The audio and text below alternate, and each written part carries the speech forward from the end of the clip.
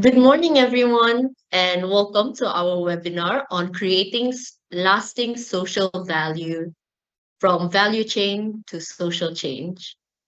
My name is Natasha, and I'll be your moderator for today. So, as it is still a few minutes in, we're still slowly waiting for more participants to join us. But to those who are already here, I want to say a warm welcome to everyone, including those tuning in via LinkedIn. So, we're very thrilled to have you to join us in this very important conversation about how businesses in Asia can drive meaningful impact through human rights, responsible value chain, and social investment. So, today's session brings together thought leaders from Peterson Solutions, the International Labor Organization, ILO, as well as AVPN. In today's session, we'll explore practical strategies, share success stories, and discuss how companies, big or small, can embed social values into their core operations. So, as we wait for more people to join in to share more about Peterson Solutions, I'll give a very brief introduction about what Peterson Solutions does as like a bit of a warm up before we officially start the session.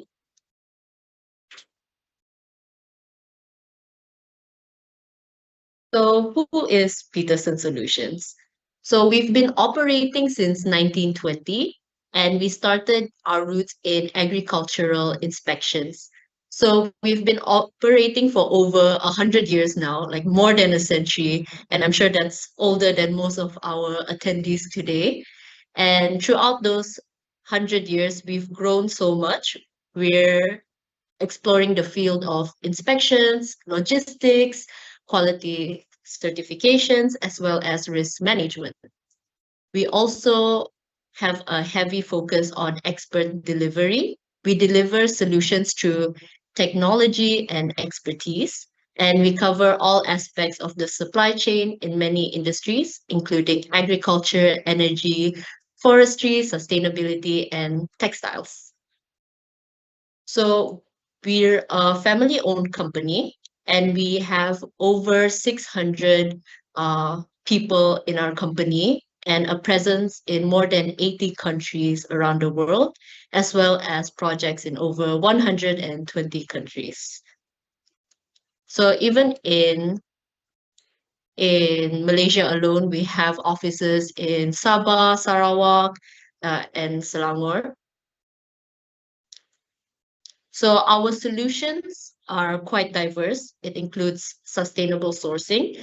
And one of the core components of sustainable sourcing is regenerative agriculture, Regen Agri for short, as well as providing crop consultancy and sustainable supply chains and traceability. And what I'm sure most of the people in the audience are interested about, which is social impact.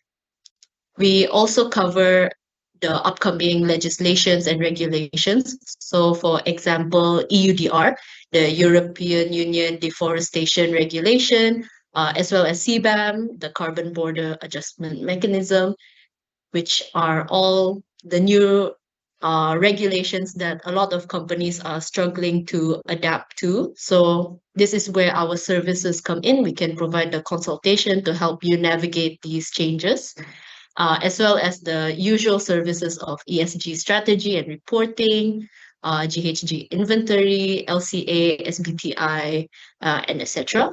And last but not least, we provide certification support.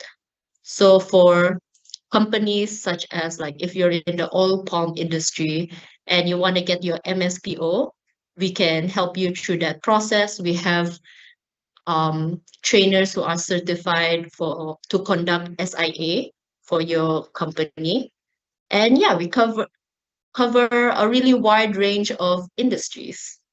We also have technology development under our Peterson Technology branch, and it covers all digital consultancy, geoservices. And lastly, we have Peterson Academy, which provides training, capacity building.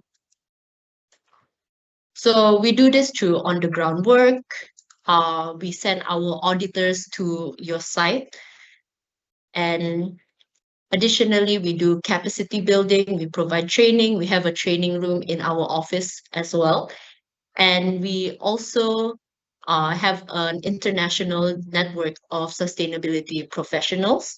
So different regions have stronger focus on different industries. For example, like India or Sri Lanka, they have better understanding of like the textile industry. In Malaysia, we have a stronger understanding of the oil palm industry and so on and so forth.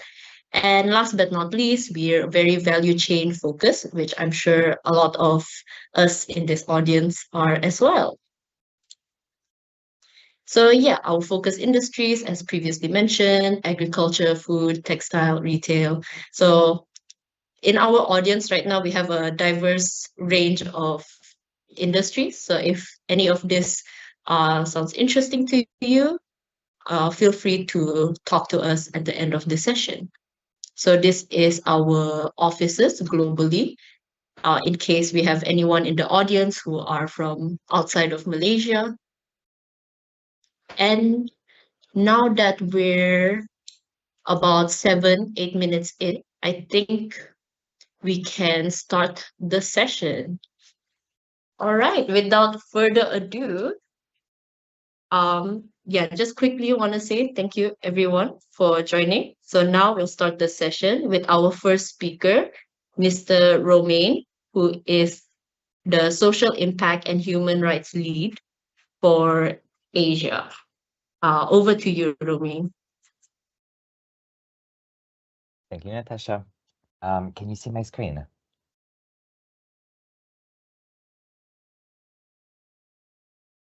Can you see it? Okay, right, perfect. So hello, everybody. Very happy to be here, and also to thank you for our Malaysia office for inviting me. So my name is Romain Pradier. I am a French citizen based in Thailand, and as Natasha kindly introduced me, I am the Social Impact and Human Rights Lead for our services here in Asia. So very happy to be here, especially because it's been led by Malaysia, which is the leading chairman country this year for ASEAN. So it's a big year for Malaysia.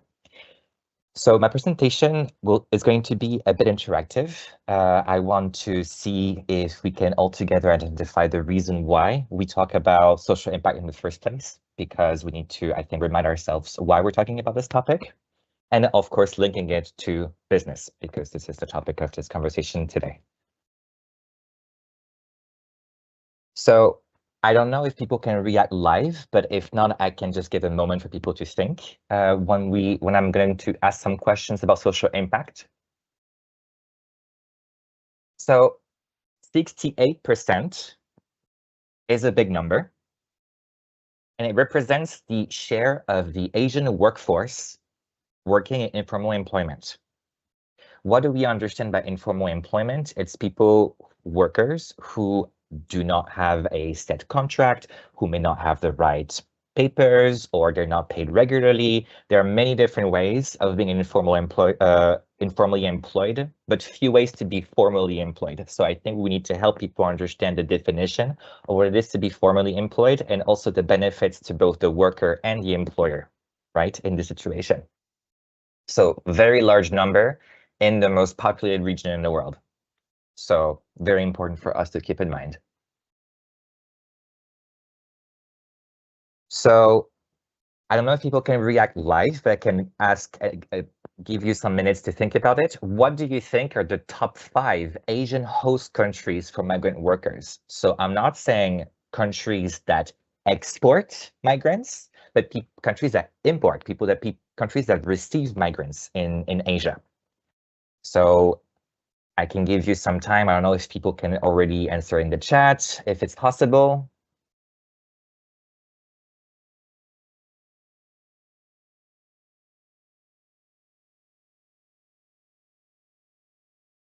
So the first country is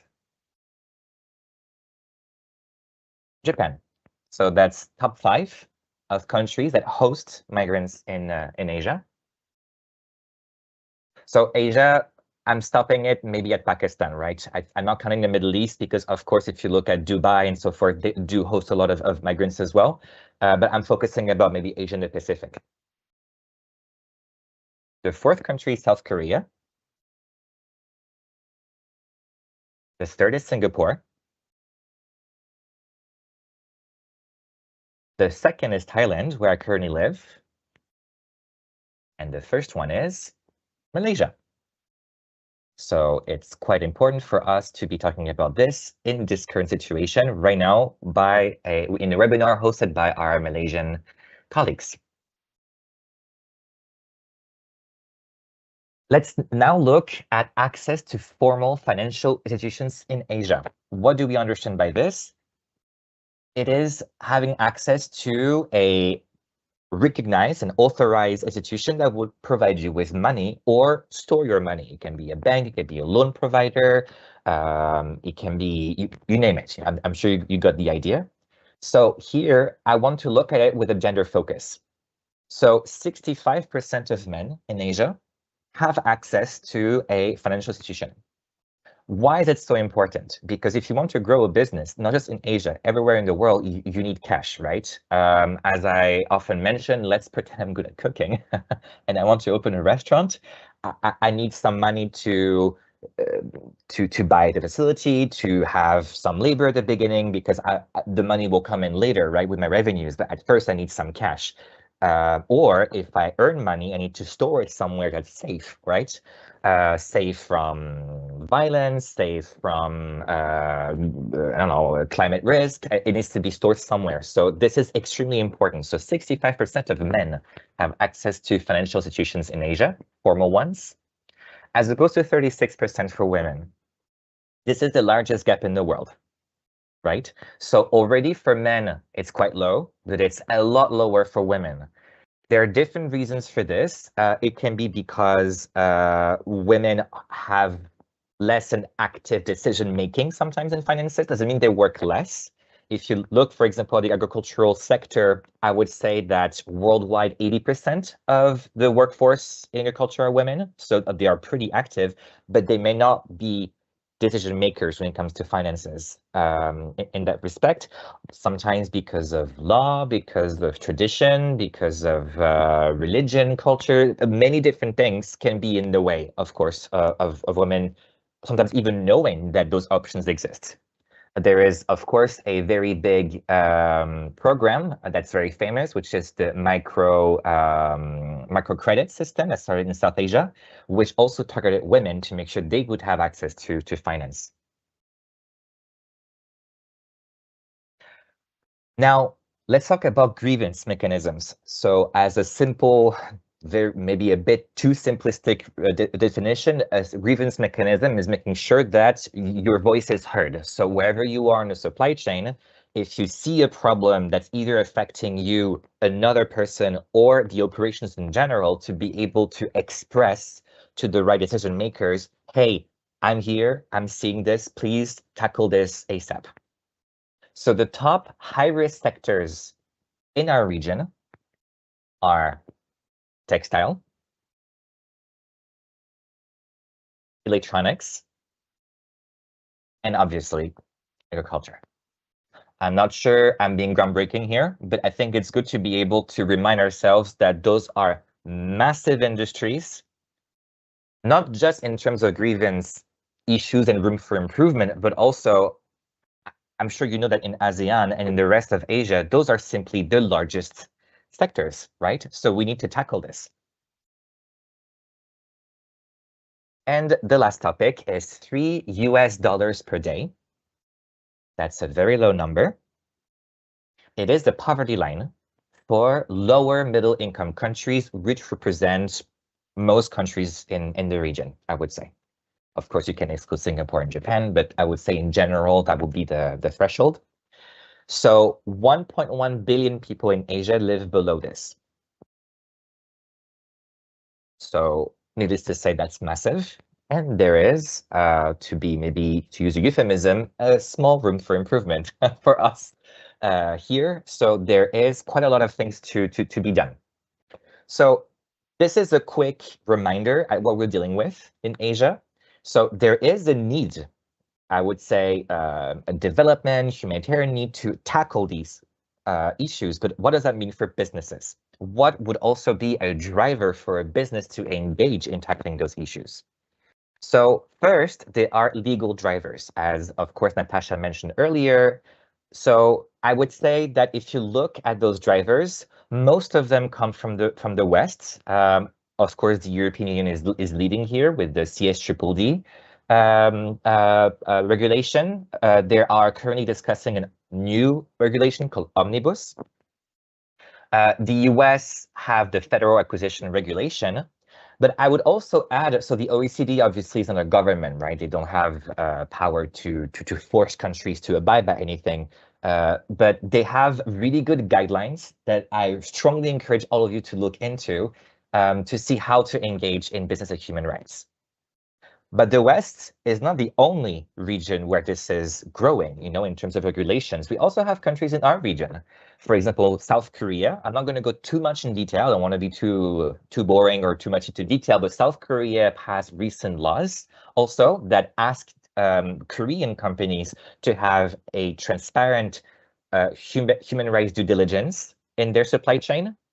There are also some guidelines in Japan. So I would say that Japan, it's less led by the government, but more by corporates, right? The top corporate companies get together and together decide what could be a good code of conduct for the top Japanese companies. And obviously the whole supply chain then will follow. And we also have India, obviously, who is also leading in this situation. And we have a lot of national development plans scheduled in ASEAN. That's great. So now you know that social issues in Asia are still important. There are legal drivers, but what's in it for me as a business? Why should I engage in this? First, to ease access to capital. Now in, of course, the West, but increasingly also in Asia, to have access to capital and investment, you need to show some level of compliance and sometimes even high and strong ESG performance to get access to good loans and with low interest and sometimes even some co-financing and blended finance from government institutions, right? So it's important for you to have a good score to be able to access quality investments and access to finance. Procurement requirements. Again, I'm going to mention the West quite a lot, but if you look at massive brands, you name it, in food and beverage, in pharmaceuticals, textile, they are having strong procurement requirements. I'm sure you've all heard about sustainability, environment, but also on social. So if you are a supplier, you may need to adapt by their guidelines in order to be able to secure a contract with those big buyers over the long run.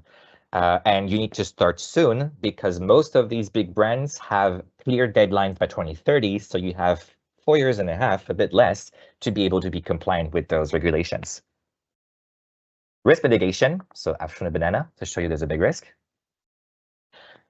So also to reduce costly disruptions, reputational damage, and legal liabilities. So what I'm going to mention a bit later today, I hope, is that sometimes it's less costly. I mean, sometimes, almost every single time, it is less costly to have a sound human rights and social impact policy that's being implemented than to solve after the problem arises. Because once there is a news out there, a news coverage of any issue in your supply chain, it takes years to be able to regain that trust. And of course, consumer demands. Consumers globally, when they go to the supermarket, increasingly more and more, they will look at the labels.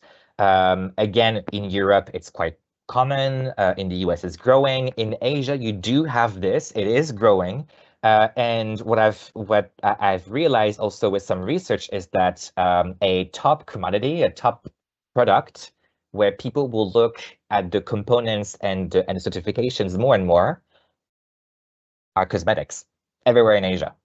So maybe for food, people will go for the cheapest option, but when you go to any cosmetics or skincare product shop, you see that every customer is looking at the components, of where it's from, and so on. So this is the big key sector.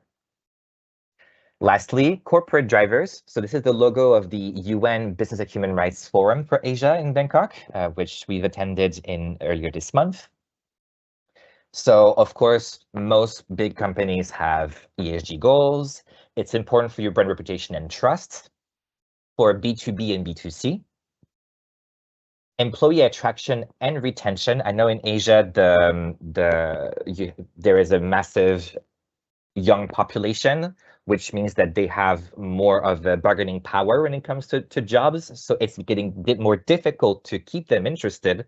So if you have a good social impact and human rights policy, employees tend to stay longer. It is proven that if you invest in social impact and human rights along your supply chain, you will have better quality products with reduced costs. And a very important thing is license to operate. So not just to access the market, but also to be able to continuously use a piece of land from a farmer. For example, if a farmer grows potatoes, oats, or wheat, a lot of different buyers are going to want to access this their land. So whoever is more beneficial to them in terms of social improvements and contributing to their community, the more likely the farmer will engage with you. Current trends in Asia, largely abiding by human rights due diligence and CSDDD. A gender lens, which means that most countries in Asia, when they do any type of work, they want to report the impact on women. Grievance mechanism, especially with digital innovation, and then a big focus on livelihoods and living income. This is a big topic here in Asia. I'm trying to go a bit faster, not to spend too much time. And in Asia, we have, according to ILO, so hello to our fellow panelists, there is more than 11 billion of US dollars worth of sustainability consultancy, sustainability support in Asia, with a pretty high growth, right? It's the highest growth rate in Asia. So to go a bit faster, last slide for me, this is how Peterson is specifically supporting in those situations. We have 4 service lines related to social impact. First, on equity and inclusion, specifically on gender, but also wider diversity and inclusion. We also help with the grievance mechanisms and community engagement, which is very important for your supply chain. Responsible labor, human rights due diligence, certification support, as Natasha mentioned, but also topics that are super important here in Asia, working hours, and God knows that in ASEAN there's some work to be done, and migrant worker protection. I live in Thailand. This is a massive thing to tackle, Malaysia as well, and of course, livelihoods with living income and living wage. So I try to be brief. Thank you very much for listening to me for this introduction to how Peterson can support and also how social impact can benefit your business. I look forward to discussing further. Thank you very much. All right, thank you so much, Romain. That was really, really insightful. I really enjoyed your sharing on that. And I don't know about everyone else, but for me personally, I have a lot of questions that I want to ask, but I'll save that for after this panel discussion, because now we'll be moving on to Mr. Muhammad Zarif Shafiq, who is the National Coordinator at the International Labour Organization, ILO. So if you're ready, he'll be sharing insights on building responsible value chains in Asia. Mr. Zarif, the floor is yours. Yeah, thank you so much, Natasha. Good morning, everyone. And thank you, Petersons, for organizing this webinar. So I'm going to share my screen now so that all of you can see the presentation here. Let me just do. Okay, yeah, that's cool. Yep, so as mentioned by Natasha, I'm the project coordinator of the International Labour Organization in Malaysia. And we are, just 1 year older than Peterson, as we were born in 1919. And we are also one of the UN agencies. and the only UN agency that has the mandate to establish, to set, and also to create what we call the international labor standards, where countries all over the world are, are expected to follow and to adhere to the standards. And the way that we work, we work based on the consultations with our tripartite constituents. We have governments, employers, and workers. So in Malaysia, we work closely with the Ministry of Human Resources and also with other government agencies and ministries. With employers, we work closely with our counterpart Malaysian Employers Federations, and with workers, we work with the Malaysian Trade Union Congress, MTUC. So as you can see that there are some, I would say, our contributions for the past 100 years. 8 hours working day, safety and health at work, maternity leave, minimum wages, working age, weekend, and also vacations. So globally, we have what we call a decent work agenda, where we are focusing on 4 main areas. One is productive employment, rights at work, social protection, and lastly, social dialogue. And in Malaysia, that's how we work. We have what we call the Decent Work Country Program, which is going to end this year. So we're going to have a new one next year for the next 5 years until 2030. So in Malaysia, we have this Decent Work Country Program, DWCP, where we focus on 3 main areas. One is on the rights at work. A second is on the skills development and future of work, and thirdly on the labor migrations. So in Malaysia, we have a small project office in Bukit Damansara, just like 5 minutes away from MRT Semantan and Yellow Brick Roads. So that's the famous, I would say, location there in Bukit Damansara. And at the moment, we have 4 active projects focusing on the 3 main areas. So for me, I'm working as the project coordinator for a project called Building Responsible Value Chains in Asia through the promotions of decent work in business operation, or also known as a Responsible Value Chains project. And yeah, we fall under this protecting and promoting rights at work, because our main work or our main focus is actually to enhance the understanding, awareness, and knowledge of international labor standards, of responsible business conduct among the enterprises, especially in E&E and automotive companies, and of course, awareness and knowledge of our tripartite constituents. And for this project, ILO, we partner with the Ministry of Economy, Trade and Investment of Japan.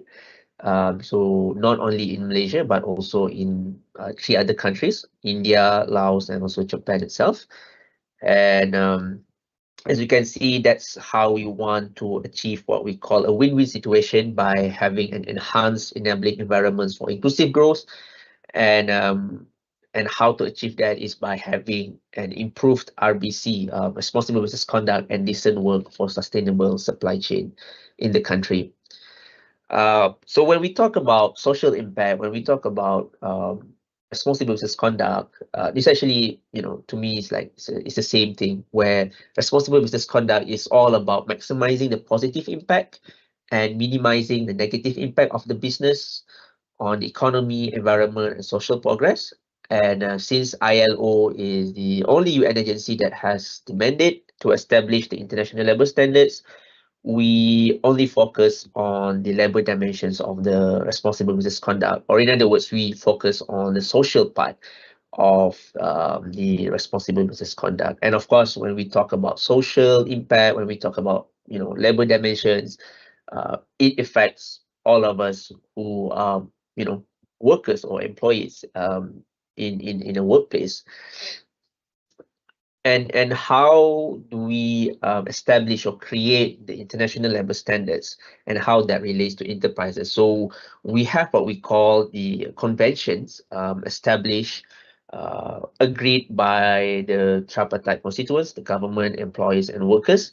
I think we have about close to 200 conventions at the moment. So the conventions can be considered or can be divided into two parts: fundamental conventions and ratified conventions. So when a country, for example, Malaysia, ratified conventions, then the convention will take effect in Malaysia by way of parliament.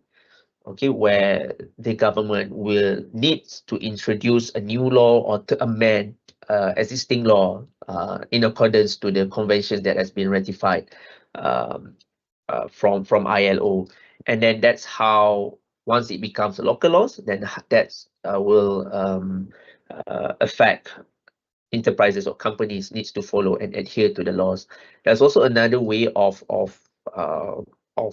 promoting or establishing, implementing international labor standards is by way of our I would say our product, ILO MNE declarations. So this is not something that needs to be ratified or ratified or brought to the parliament to take effect in the company. So companies can take or can adopt the recommendations mentioned in the ILO MNE declarations. And as I mentioned just now, there are two types of conventions. So fundamental conventions are the conventions that are expected where all countries are expected to adhere to or to follow with. So generally, in the world of work, we have 5 fundamental labor rights. We have freedom of association and collective bargaining. We have elimination of forced labor, abolition of child labor, elimination of discrimination in respect of employment and occupations, and lastly is a safe and healthy working environment. And there are 10 fundamental conventions that relates to the fundamental rights here. So we have 2 conventions for each labor rights.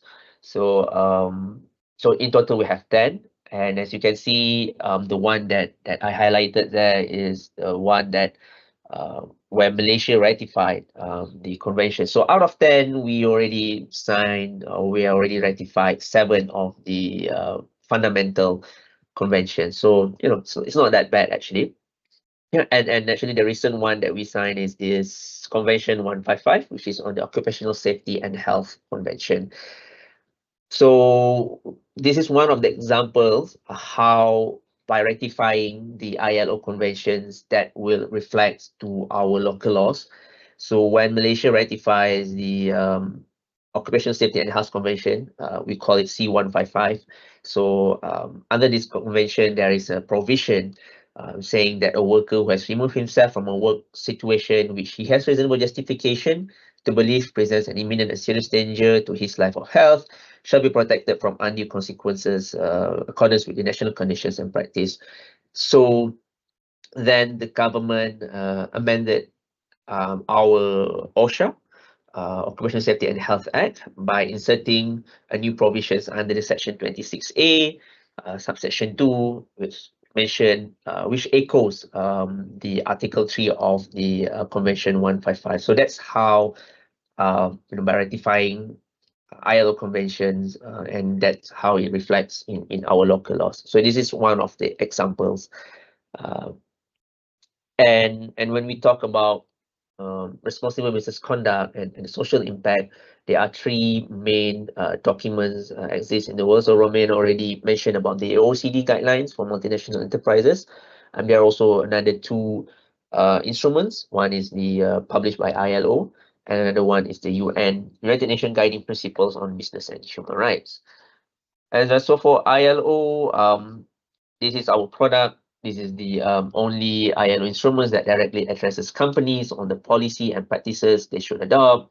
But it also mentions about what the governments and the employers can do. And it is the only global instruments on responsible business conduct that has been drawn up and adopted by governments, employers, and workers from all over the world. And it was first published in 1977, and then few amendments were made, and I think the latest one was made in 2022. By inserting the safe and healthy working environment as one of the fundamental conventions in the declarations. There are 5 areas of recommendations, where companies, governments, and also employers can take, and also workers can take part and also implement it at the workplace. We have general policies, employment, training, industrial relations, conditions of work and life, numerous recommendations in each area. I will not explain each one of them, but you can have a look at it in the ILO M&A declarations. I'm going just a little bit on the UN Guiding Principle on Business and Human Rights. The reason being that this is something a national where a country is expected to establish what we call a national action plan on business and human rights, where the plans will express the commitments of the country to disseminate and implement the guiding principles on business and human rights in the national context. And just recently, on last month, Malaysia has launched the National Action Plan on Business and Human Rights. So as you can see that we joined other Asian countries, Thailand, Japan, Pakistan, Vietnam, Mongolia, Indonesia, and Nepal. And yeah, so that's the I would say the front page of the National Action Plan on Business and Human Rights. So there are 3 priorities in the action plan: governance, labor, and environments. And we had the opportunity to engage and to participate in the consultations with the government, especially with the legal affairs divisions, who took lead of in drafting and also in materializing this action plan. So in labor pillar, or in the labor priority, it addresses challenges such as forced labor, child labor, fair recruitment, ensuring decent work conditions.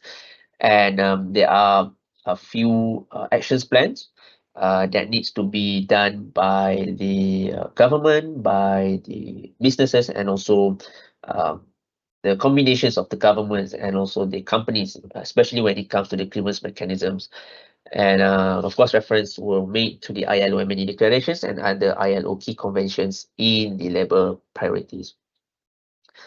And of course, also as introduced by Romain just now, Japan, apart from having the National Action Plan on Business and Human Rights in 2020, they also come out with the guidelines on respect for human rights in responsible supply chains in 2022.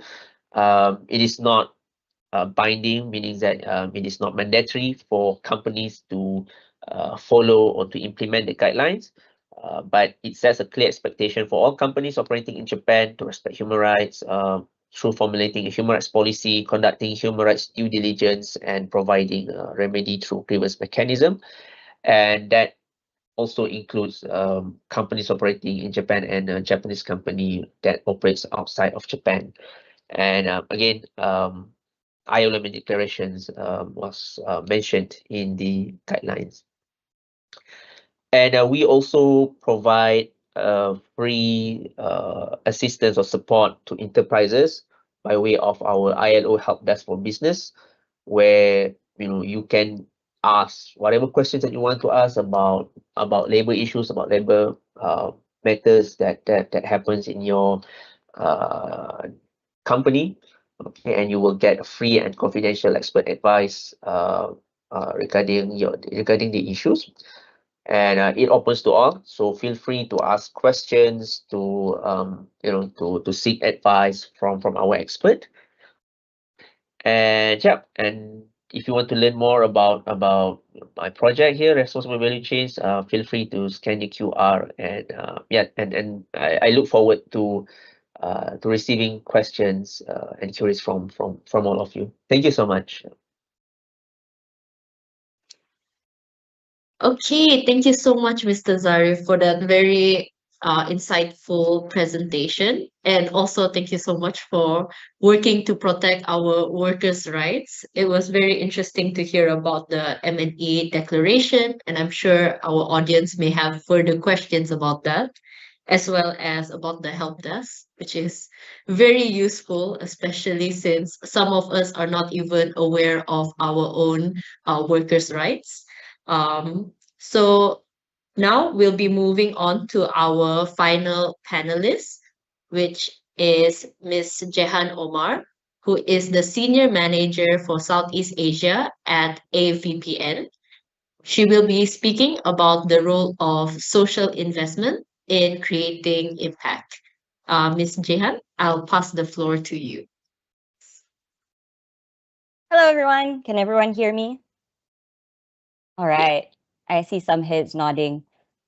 Hi, everyone. Good morning. I thank you, first of all, to Peterson's and for Koyum for closely following up on this and to organize this. It's not an easy task. So thank you so much. First, I'm very honored. Romain, you did a fantastic job in opening the floor, and it's interesting and it's very the burden lies heavy on Malaysia as the top migrant hoster country in Asia to do a lot of work within the sector. And thank you also to Zarif that explained about ILO. And it is fantastic to see that there is now a business and human rights paper that has been launched by the central government, and it's very encouraging to see movement on the ground on this. I work with AVPN. AVPN is a social network, network of social investors, and within our network, we have organizations from all around the world, including Malaysia, that are very focused on the conversations on human rights. Whether it be migrant workers, whether it be the protection of migrant workers or the protection of people that have been lost from one country to another or illegally trafficked people across the spectrum. So I have slides that I will show you that can perhaps showcase the plethora of the different types of organizations that is part of who we work with. So give me a quick second while I...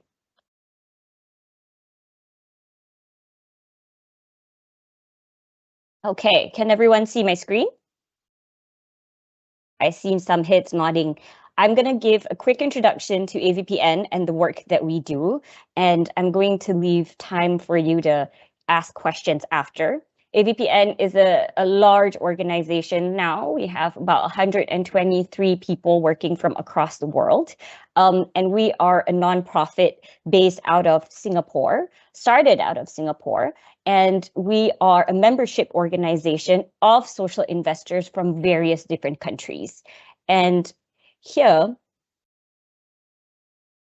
you can see the makeup of the social investors that are part of our network, and they come from all over the world, Malaysia included into Southeast Asia. And these are organizations that offer financial capital, human capital, and intellectual capital into the social sector in Asia. And they join AVPN really for various reasons. Right now, we have over 700 members that have joined our network, and all of them are keen and set on tackling social and environmental issues in Asia. So here you would have a few of the different types of organizations. For example, we have large foundations and family offices, so philanthropic capital, including Gates Foundation, Rockefeller Foundation, Ford Foundation, Google.org, CIF, Children's Investment Fund Foundation, Novo Nordisk Foundation, Royal Foundations such as Prince, the Monaco Albert III Foundation, and so on and so forth. And we have also corporations and financial institutions that join us, Visa, Microsoft, LinkedIn, ADB, so on and so forth. And we have government-related agencies. In Malaysia, we also have Khazanah, Yayasan Hasanah, Yayasan Petronas, Usaha Tegas, or T. Ananda Krishna Foundation that have joined us because they would like to connect really with all of the other funders that are on our platform. We also look into what we would call the continuum of capital. So we don't just look at philanthropic capital. We also look at impact investment capital, commercial players that would set up an investment or an impact investment sleeve that are interested in the impact space and really trying to understand and figure out what they can do within the spaces in the portfolios of the companies that they are investing in, or in connecting with the right social enterprises, or in looking at organizations that may look into solving social and environmental issues, but could potentially come up with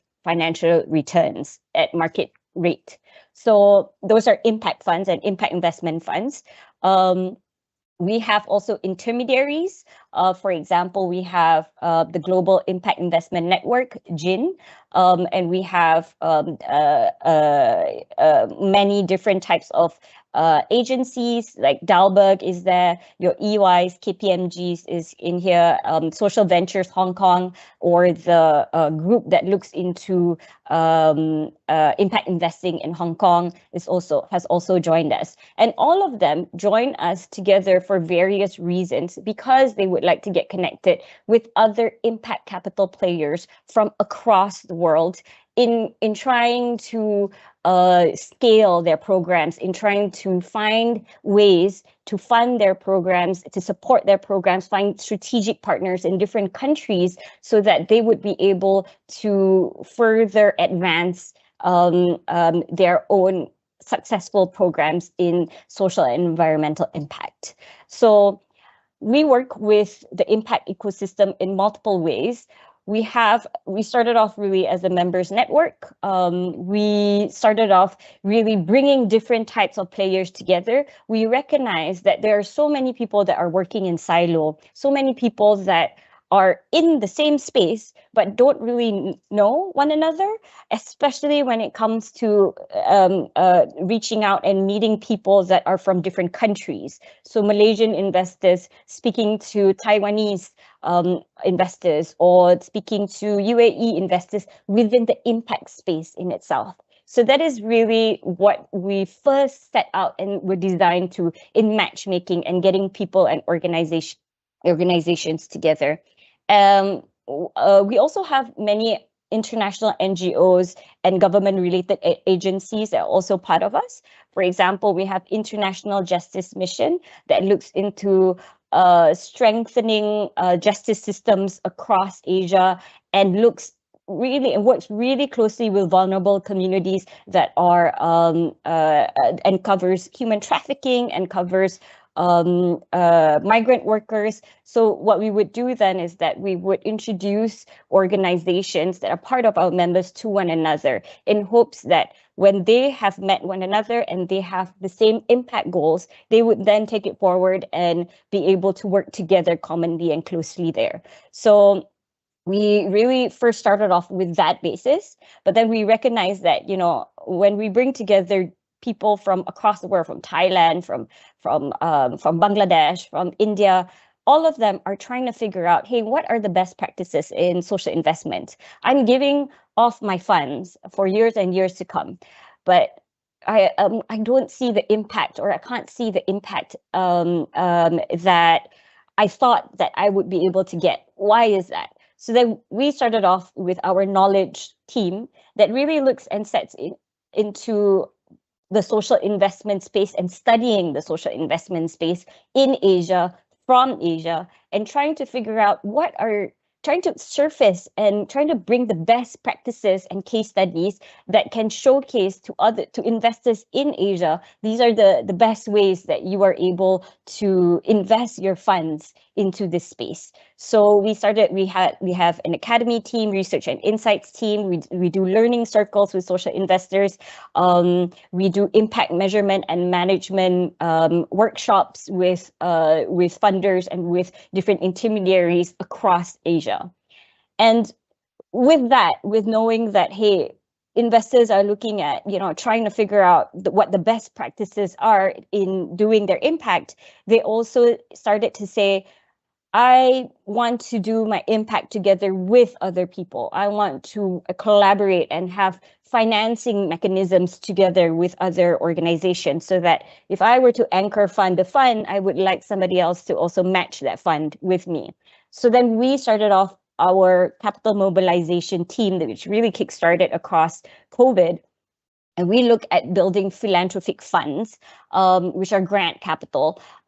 So if, say, a funder comes to us and says, I'm really interested in looking at Asia and giving philanthropic capital in gender, for example, Gates Foundation, we would then have a team that sets out to design the fund and also fundraise and look at other funders from across the world that may be interested in pooling in their capital towards those funds.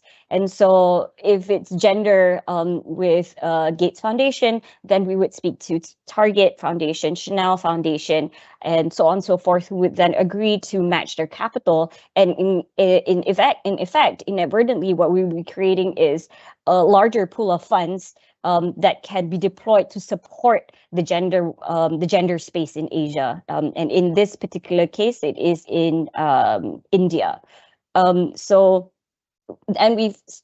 philanthropic funds team does remarkable work in trying to build out really innovative financing in the philanthropic space, which really then affects all of the other nonprofit organizations in Asia and in this sector. We look into sustainable finance. So we've really started to look and take seriously and build out the function of impact investing, which I've mentioned is commercial investors that are interested in setting up an impact sleeve in their funds and looking at how they can tackle, whether it's social and environmental challenges, within their mandates or within the structure of how they work. Some with financial returns, but at perhaps lower market returns prices. So we really have an impact investing team looking to advocate and looking to pull people together towards impact investing and really considering the spaces that they would have not otherwise considered before. For example, Khazanah started off their impact fund, Dana Impact, which is a 6 billion fund in Malaysia that looks into supporting SMEs and employment for workers. So these are really such some ways that we figure out how we can embed the impact space within investors.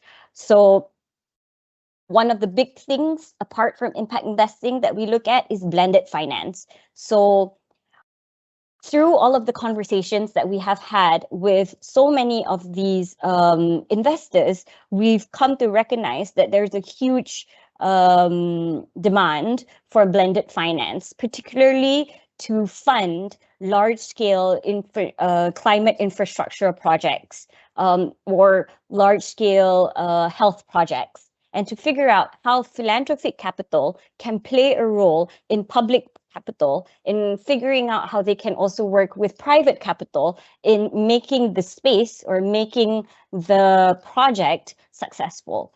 So blended finance really looks into bridging those conversations between different types of players. And now the big trend that we see is called PPPP, private-public philanthropic partnerships, and figuring out how people can pool capital together to make their projects really successful. We also have our impact communities. So this really branched out from when we first started bringing different investors together. All of them were really keen on meeting investors that are doing what they do. So, hey, I am my portfolio and my mandate is really looking into climate. Can I meet other investors in climate? So then we started off a climate platform that really looks at bridging together investors in climate and surfacing really important topics in climate across Asia. And similarly, that's the case with gender and health. And for Impact Collab, I will go into it shortly in a bit.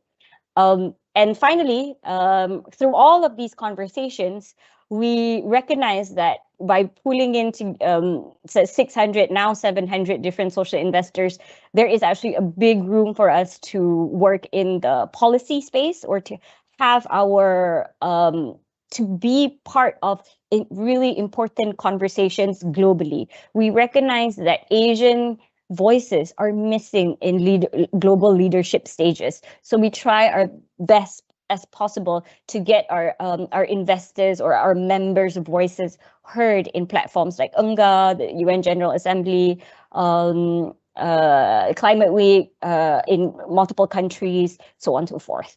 And so this is really the broad ecosystem of how we work, ultimately with the goal of closing the SDG financing gaps in Asia, which, if you do not know, there's a huge gap in trillions right now, really figuring out how we can pool capital together to make sure that it goes and channels towards the impact space in Asia. I think that there's two key opportunities that I'd like to share across, and then I can give you a bit of update or background about some of the ways that we also support migrant workers. We have a team, the capital mobilization team, that looks at mobilizing capital towards impact organizations, which is nonprofits and social enterprises. So they really engage with a wide variety of different types of organizations, whether it's philanthropic capital, impact investors, so on and so forth, to figure out what products we can do in innovating the finance space. For our philanthropic funds, we've already had about 14 funds launched with over 27 funding partners and over 40 million USD raised. And we really look at trying to design and disburse things that we recognize as very, very important, being nonprofit ourselves, as trust-based philanthropy is one huge thing that we're talking about. And also we look at really important topics or areas that other funders may not look at. For example, one of the big things that we've done is youth mental well-being, which is an intersection. You usually would have either youth or mental health and not well-being. So this is where we're combining everything together, and we were fundraising for that as well. So these are some of the ways that we work with nonprofits and social enterprises, and also the funders ourselves. If you're interested in really understanding this space and figuring out how you can play a role here, feel free to reach out to me. I also have another opportunity, well, two other opportunities now. We have AI Opportunity Fund, and this also looks at migrant workers as well. That we look at, we've worked with Google.org and ADB, and we're really trying to grow this fund and now disburse the fund to nonprofits within the sector that's tackling AI. And we have a few lists of beneficiaries from students, migrant workers, as you said, or nonprofits that support migrant workers in AI reskilling, so on and so forth. So these are generally one large fund that we are focusing right now, and I can give you 2 seconds to read it, and I'm just going to run through really quickly for the next one. This is another really, really interesting one, especially if you're a nonprofit watching this. This is Impact Collab. So one of the big things that we've recognized is that Singapore right now has done fantastic work in trying to spur philanthropic capital. They have, I think, over 300,000 high net worth individuals in Singapore, and oftentimes the capital is usually sit on, or being like the capital is not disbursed. Oftentimes, you need to spur the movement, or spur and give incentives for people to move the capital. And so we've worked with the Monetary Authority of Singapore. We're endorsed by the Monetary Authority of Singapore, supported by Gates Foundation.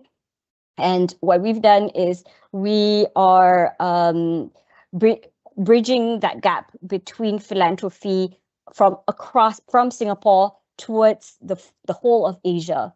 And so we are providing a platform for impact organizations for across Asia to be part of this through our Impact Collab platform. So impact organizations can join us, can join our Impact Collab platform, and potentially this could be a good potential funding opportunity for impact organizations. And this really spurred from MAS or Singapore in wanting to increase their philanthropic activity and increase movements of that. And so they had new really good incentives and tax incentives for social investors or for philanthropy or high net worth individuals in Singapore to donate to other countries. And so Impact Collab bridges that. And so Impact Collab looks at trusted organizations. Impact Collab looks at vetted organizations from across different countries and brings them onto this platform. And high net worth individuals then are advised by their relationship managers to then support some of these organizations based on the thematic areas that they're interested in. And so these are just some of the ways that we try to work together with different organizations and different funders and investors to try to spur the movement in this space. So for this, otherwise the capital will be lying dormant. But now we're trying to move that capital towards social and environmental causes by having that platform, by having relationship managers from banks empowered to give advice to their clients, by having impact organizations join us, go through a process of quite rigorous but very, very important vetting so that they can reach the gold standards of safety that the banks can advise for their clients. And so this is really just a few ways that our investors or our team looks at supporting the investors towards giving for the social and environmental space. If you have any questions for us, feel free to check out our website and feel free to reach out to me as well. I'm on LinkedIn, just drop a message on me there. So in essence, what I really wanted to talk about really in essence and to wrap this up is that there are plenty of opportunities for different types of investors to work together, to collaborate together towards social and environmental challenges. And then there's also opportunities for nonprofits and for organizations and folks on the ground to work towards that. So yeah, that is in essence a bit of the work that we're doing. All right, thank you so much, Ms. Jehan. That was a really wonderful presentation. Very impactful initiatives by AVPN. So as we move on to the next section, if you can see on the screen or if you're on Teams, you can see there's a Slido at the chat with some questions. So please feel free to vote in Slido. So one of it is a word cloud. When you hear the word or the term social impact, what is the single biggest challenge your organization faces in measuring or implementing it effectively? Okay, I see we have some response coming in. Number one, governance. Yeah, so I'll give people about a minute or two to type their answers in Slido. For those who are tuning in through LinkedIn Live, please feel free to scan the QR code on screen and it will direct you to Slido.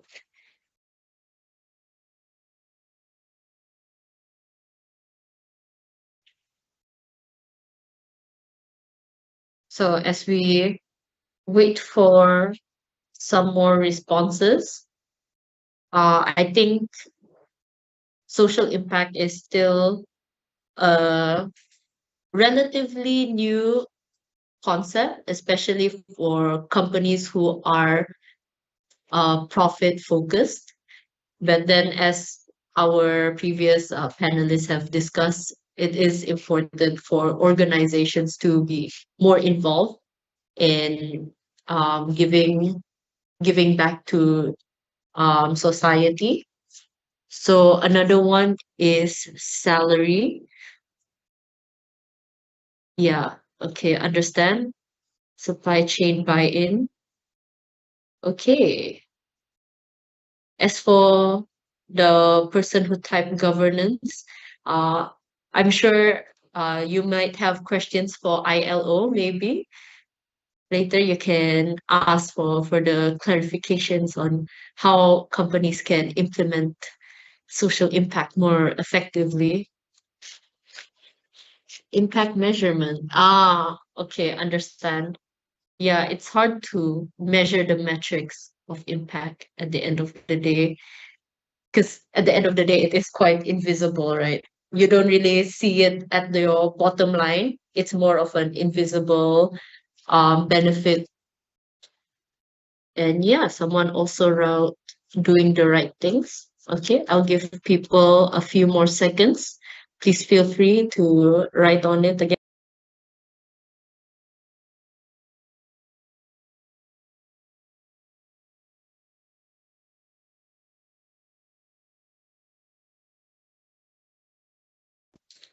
Okay, yeah, someone type ROI.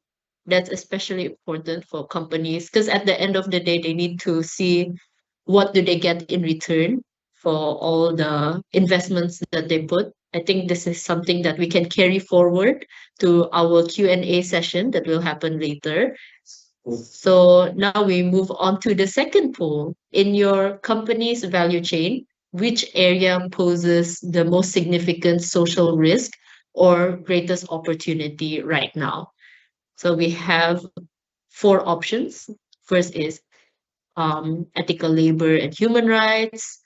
I see people voting for DEI, health, mental health, safety, and well-being, and last but not least, strategic social investment. So directly related to what Ms. Jehan presented for AVPN. Okay, I see very strong voting for health, mental health, safety, and well-being. Significant. Yeah, so different companies, regardless if your company is like, for example, on the ground, like involving agriculture or like an oil palm industry, even for office work also, one of the factors and social risk is your employees' well-being, especially the mental health aspects. So now we'll be moving on to the next poll. What is the primary driver for your organization to elevate social value from CSR initiative to a core business strategy?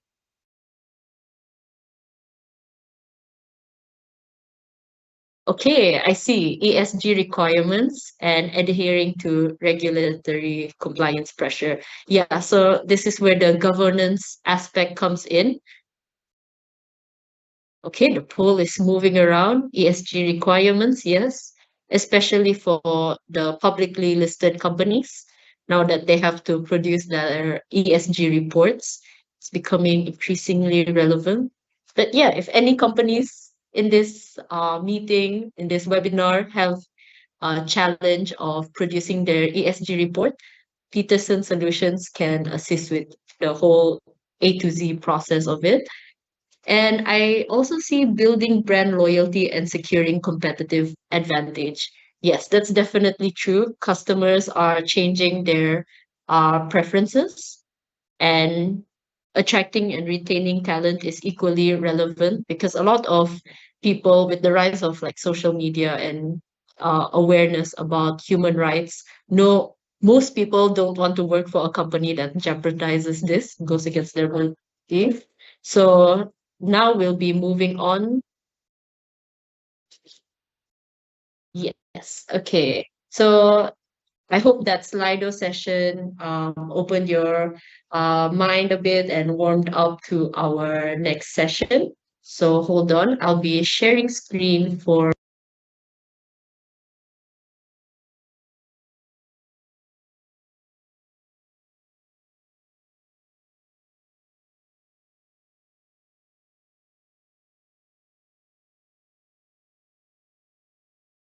I think you're on mute, Natasha.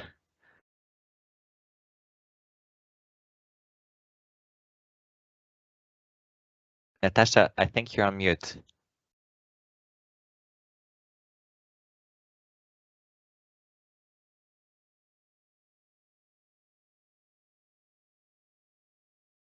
Mhm.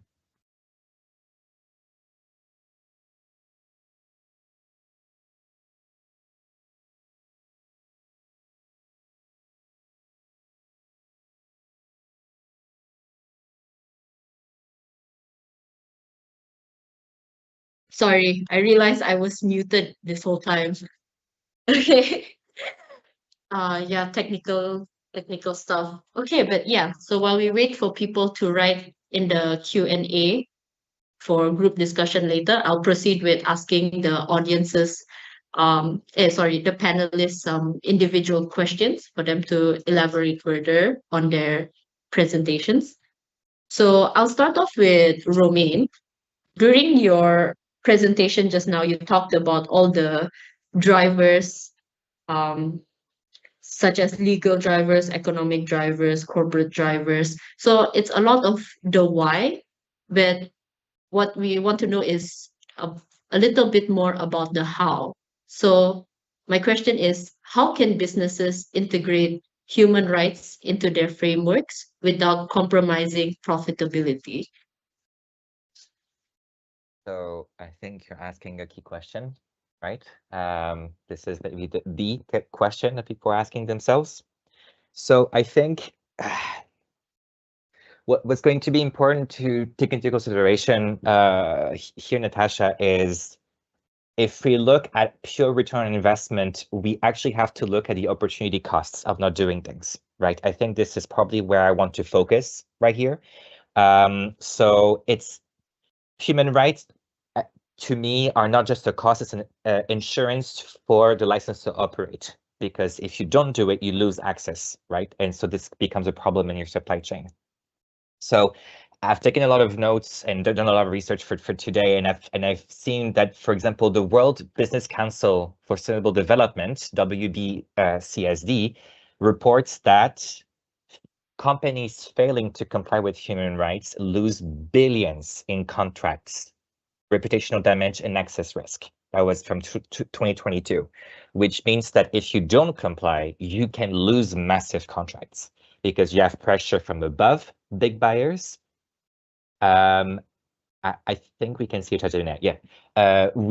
So you have pressure from above, you have pressure from suppliers, from local governments, from everywhere. So there's a lot to risk if you don't engage. So most of my clients are global buyers, I would say, in agriculture, food and beverage, textile, and you can see global buyers ending their contract with suppliers overnight over allegations or over any issue in the press. So it's becoming actually more expensive to solve issues once they arrive than to have sound human rights policies to begin with. I would say that if you're talking about profitability, if you want to make sure that your human rights projects make sense and are cost effective, I think you need to move beyond pure headquarters. So for me, that tackles different things, for example, including people on the ground. You see that oftentimes social policies are probably discussed in the headquarters of the company with maybe top people, massive experts, right? People with like very senior people. But I often realize that things often change in different parts of the world, depending on local context. And even if you're a senior person, sometimes you lose track of this. So it's very important for local managers to be given tools to co-design the policy and also to be accountable themselves for what they do.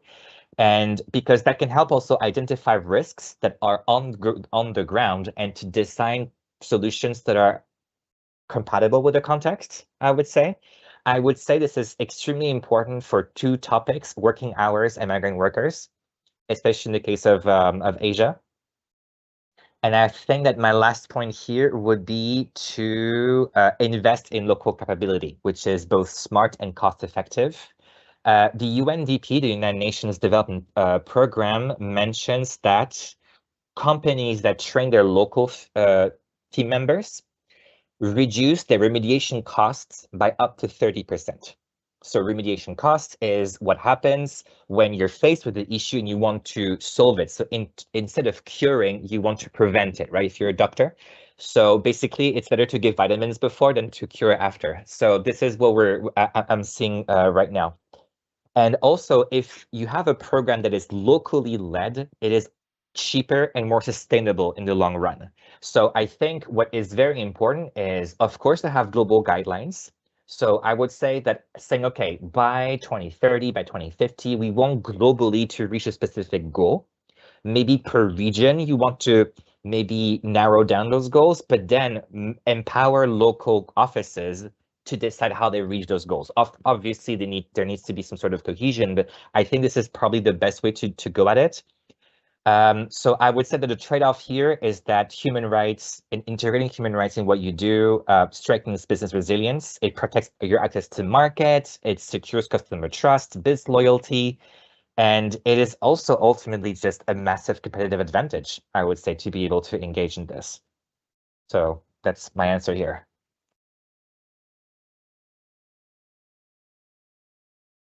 All right, great. Thank you so much, Romain, for answering the question. It's a lovely anecdote about prevention is always better than the cure. And I think that's one thing that businesses need to realize, that the opportunity cost of not doing it is there. But you also mentioned about how all these policies are usually discussed at the top, and it needs to be, let's say, adaptable for a more local context, especially in Asia, as you mentioned. So I think this is a good question to direct to Mr. Zarif, as he is from the International Labor Organization. So the question to you, Mr. Zarif, is how can ILO standards be practically applied in Malaysia and the region? Thank you so much, Natasha, for the question. So ILO, as shared just now, that we have what we call the conventions, where where countries will sign and then adopt the conventions into the local law. So that's how our ILO, I would say, the international labor standards being applied into or on a local level or on a national level. Another way of doing it is by adopting the ILO M&E declaration. So this is where companies, you don't have to wait for the government to sign conventions or to make it as a local laws. You can directly adopt the recommendations, the practical steps given mentioned in the ILO M&E declarations, and yeah, and make it which one that is I would say practical, step-by-step kind of things for what is good for your company. I mean, we don't expect that your company will implement everything, all the recommendations, but it's good to follow the recommendations in line with international standards. And of course, engagements, involvement with workers are essential. So that's how you will make sure that implementation can be effective. Another instruments that I can share here is the what we call the 2011 ILO indicators of forced labor. So initially, the idea to have the indicators is actually to help labor inspectors when they are doing the inspections at the workplaces.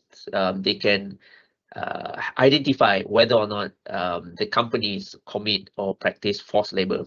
in that. So we have about 11 universal indicators of forced labor. So but at the moment, it's not only being practiced by the labor inspectors, but also companies are also like using the indicators to ensure that, oh, you know, their workplace did not have or did not practice forced labor at the workplace. So I think these are the two, I would say, key instruments. And of course, we have projects here in this region and also in Malaysia as well. So we provide capacity buildings, awareness, training, and also engagement like today's sessions. Yeah. So yeah, that's all, Natasha. Thank you. All right, thank you. So what I'm picking up from a theme from Romain and Zarif is that at the end of the day, doing all these social initiatives does have benefit for the company, especially protecting workers' rights. Uh, let's explore that deeper to be more convincing to, let's say, any businesses here who may still be skeptical, right? Um, I'll pass this question to Ms. Jehan. Can you share any example of a successful social investment that benefited both society as well as businesses? So you can omit any sensitive details, but a general example or a case that comes to mind. Goodness, I think there are many. I think that from our work in capital mobilization, basically what we do is we work with unlikely alliances and companies and businesses that would like to contribute towards funds that supports NGOs, nonprofit organizations that are tackling social and environmental issues in various different ways. And I think for now, we have about like 25 different organizations that we've already supported in multiple different ways. We have an AI fund and contributed by Google.org. We have sustainability fund that looks into tech. That is also that's supported by ADB, Google.org. We have our gender fund, which looks into empowering gender and nonprofits that support the gender the gender thematic area, and so on and so forth. So I think those are these companies that perhaps are doing something not even related towards these organizations are already committing some form of capital and support for organizations that are championing this. So I think that it's important to see and look at different types of companies, their appetites, and also even introduce them to your area of work that may not necessarily, in the first place be the types of organizations that would support a cause such as this. Our Youth and Mental Wellbeing Fund is supported by BHP, for example, an oil and gas company. So it's really trying to understand and see players in the market and speak to them and try to understand what their interests may be and find ways that you can collaborate with them to getting your cause across. So many opportunities. That's from my end. All right, thank you so much for that insightful answer. So as we look into so far, most of our conversations has been about how industries can provide like social impact, creating social value.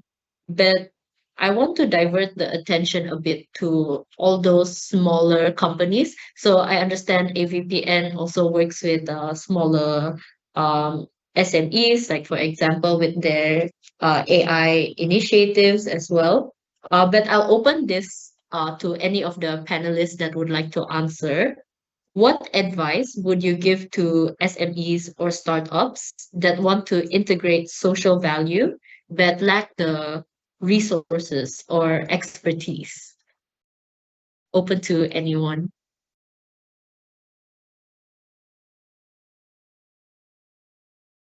I could start, maybe. I'll try to be super brief because I would love to hear also from Ayla and VPN. So how can SMEs integrate social value? So of course, I understand your question, right? Because if you're a large corporate, it's easier to do, but if you're a smaller one, how do you do it?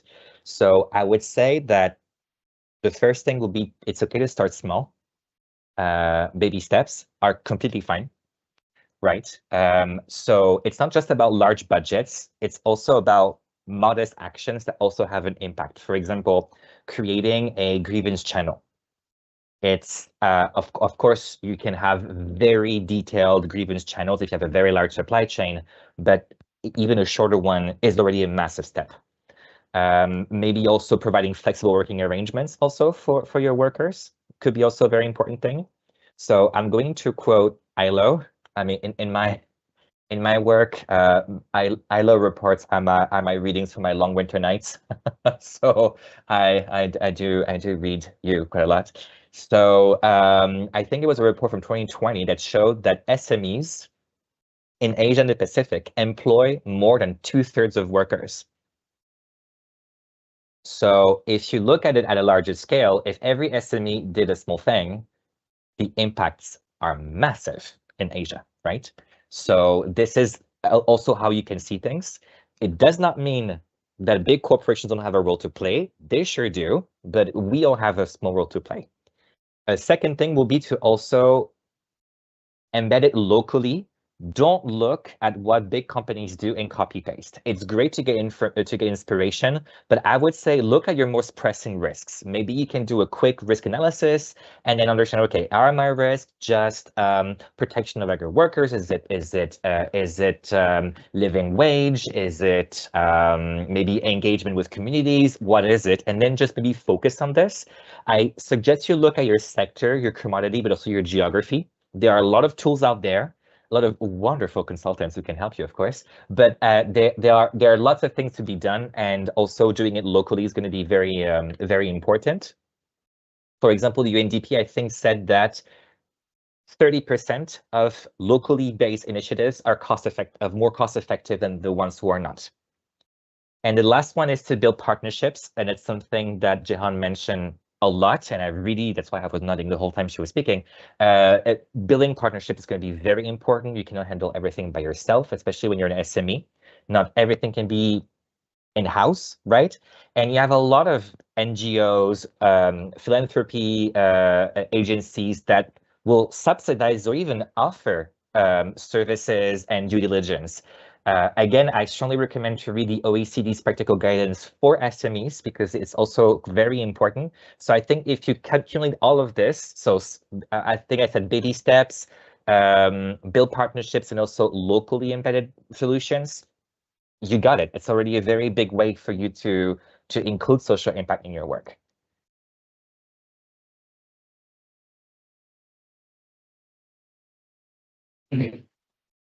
All right, thank you so much, Rumi. Does anyone have anything else to add on? Or if not, we also have a question from the audience. If anyone from the panelists would like to take this, the question reads, what is the impact for the foreign workers living in the local residential area?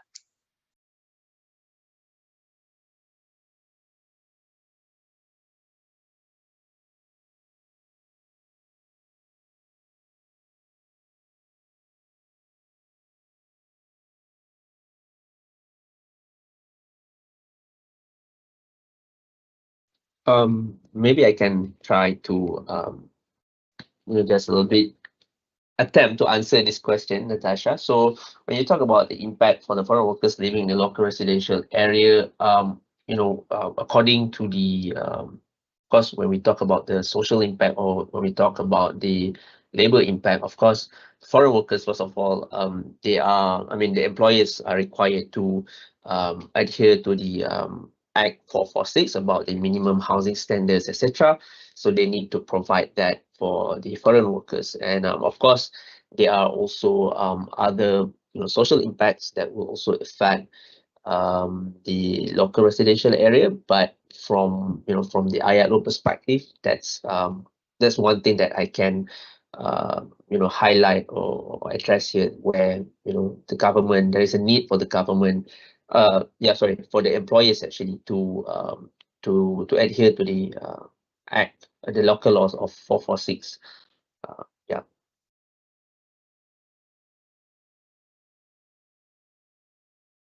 Okay, thank you so much.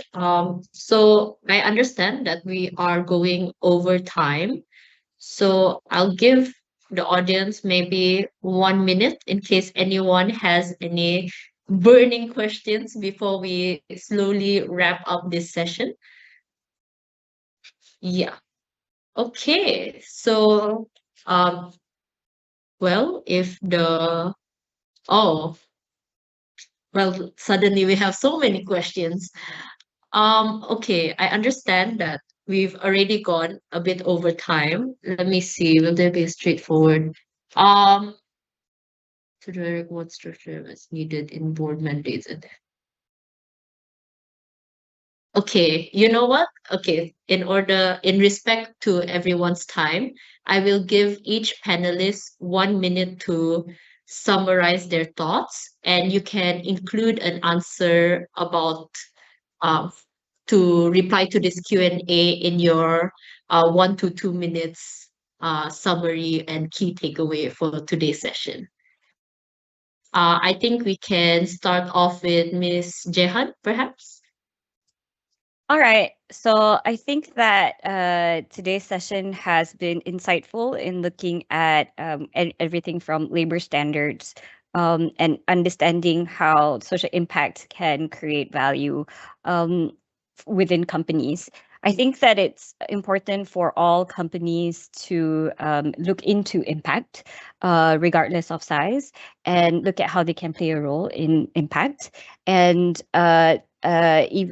even by virtue of, if you are a women worker that, you're a stay-at-home mom and you don't have a job, and now you would like to go into the workspace and enter the workspace, you are classified as a woman-led MSME entrepreneur now. So you would have resources out available for you, and look into what you can do for yourself. I think that it's really important when we talk about social impact to look at it and understand that there's nuance to this, and it is a growing body of work, and it's constantly evolving, and there are many conversations, many buzzwords that will constantly come up, and new learnings every day. So with your questions on is there a straightforward mandatory mechanism to ensure social impact is observed? Right now, I think we have the ESG standards, that one policy that's put into place, ESG for all public listed companies. And then you can read their impact reports that's available. And if you would like to work with listed companies, or if you are part of a listed company, you can look into ways where other countries have developed best practices and figure out whether you benchmark yourself against them and figure out how you can work towards that. To drive for social outcomes, what's one structural change needed in board mandates or executive pay? With this is there's so many different ways that we can tackle this. With board mandates, for example, in Malaysia you have ICDM, the Institute of Corporate Corporate Directors mandate. I don't really know the full name of it, but it's an organization where if you want to become a board member, you have to go through there first, and then you have to get upskilled in learning how to become a successful and good board member. I think, organizations like that are important that you work with to figure out how you can get your content across, and how board members in Malaysia would stay informed of the best practices. So check them out and work with unlikely alliances that you think may not necessarily be people that you would work with, but then eventually when you get to know them and you figure out a way forward, you'll figure out good partnerships for yourself. So that's my general broad assessment for today. Thank you for this opportunity, by the way. So thank you, everyone.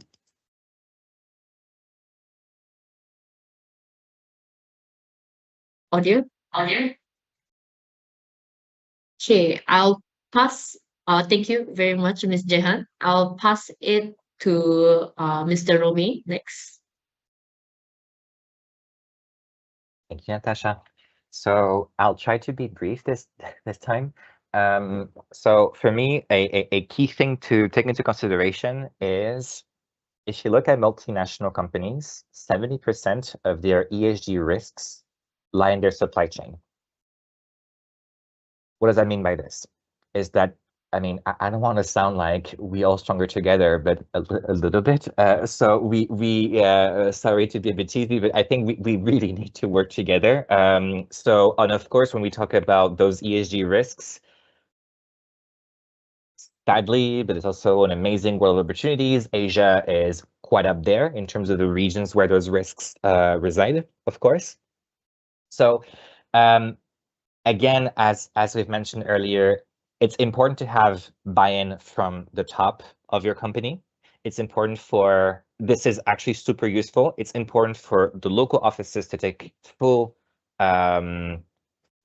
accountability also on what they do, but also to engage with every stakeholder in your supply chain. If not, it gets really tricky to move forward. And I know it sounds like a term that's being used over and over, engagement, but I cannot stress how important this is to be able to go further. So maybe, I mean, also because it's been voted the most important question with one vote, I will look again at the first question. So when you talk about a straightforward mandatory mechanism, I would say that straightforward is a bit difficult. I would say that access to knowledge, which is what was been written, right? Publicly accessed is important. You need to reduce knowledge asymmetry. So having a clear grievance mechanism to just see what's going on and monitor what's going on is already massive, right?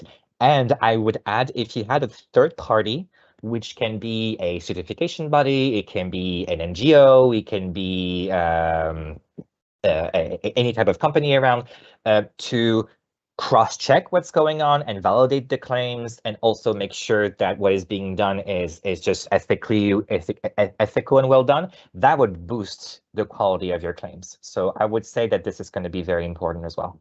Yeah, and thank you very much for having me today. All right, thank you, Romain. Okay, now we'll move to our final speaker. Also, just a side note, it's okay not to address the questions if it's too long. We'll compile all these questions and answer it accordingly after this session. Okay, Mr. Zarif. Thank you so much, Natasha. I think Jehan and Roman already covered most of the things that I want to say, but again, I just want to echo the key message here shared by Jehan just now. It's about measuring the impact. I think that's one big thing that we kind of lack here in Malaysia. I mean, we do a lot of things, but we don't really measure like what's the impact. And maybe when we talk about the impact, it's not like a short-term impact, but it can be a long-term impact. So it's not like 1 to 2 years you can see the impact. No, it can be more than that. Then only you can see the impact. For example, retention of workers. You might not see it in the next 6 months or even 1 year. You can only measure that after a few years, and you can see, oh, our retention is high or something like that. So that's I think the most important thing that needs to be done by companies in order to measure the impact of your good business practices. And of course, as Roman said, that supply chain is very, very important. We really need to work on that. I saw also questions regarding how ILO can support companies and governments in ensuring compliance.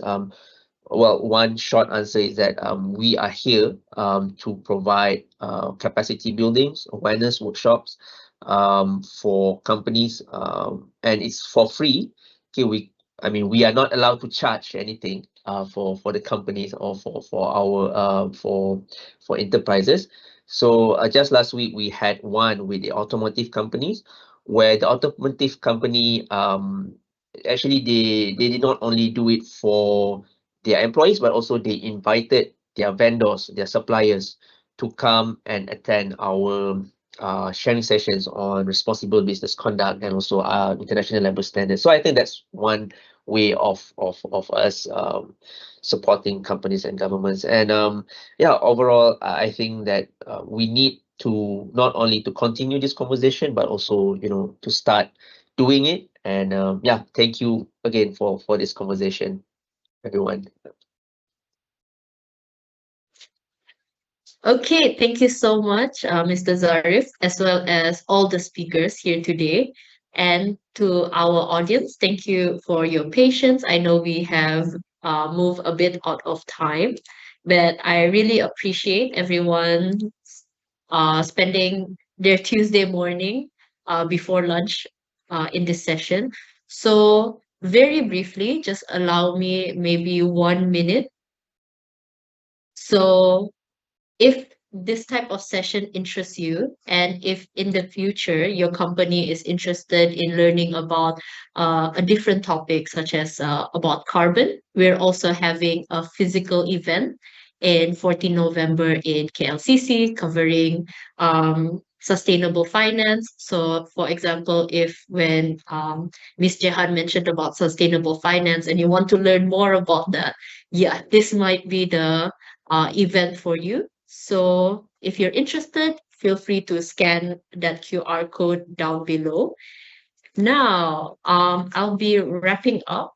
So thank you. Again, I cannot thank the speakers enough. They gave such insightful dialogue, shared so much information. And from today's discussion, we really highlighted the importance of embedding social values into businesses and the business strategy. And this is not just a moral imperative, but it's a driver for long-term success. So whether through human rights or responsible supply chains or even social investments, businesses have the power to shape a more inclusive and sustainable future. So with that all being said, Jehan, yes, if you would like to add something. Sorry, no, I accidentally clicked it. Okay. All right. Okay, so the time is 12:45, 15 minutes extra, but thank you so much. And please feel free to connect with Peterson for any questions, and please feel free to connect with our speakers as well. Welcome to share your email address. Yeah. Okay, thank you so much, guys. Have a wonderful lunch. Thanks, everyone. Thank you Thank so much. everyone. Bye, everyone. Thank you.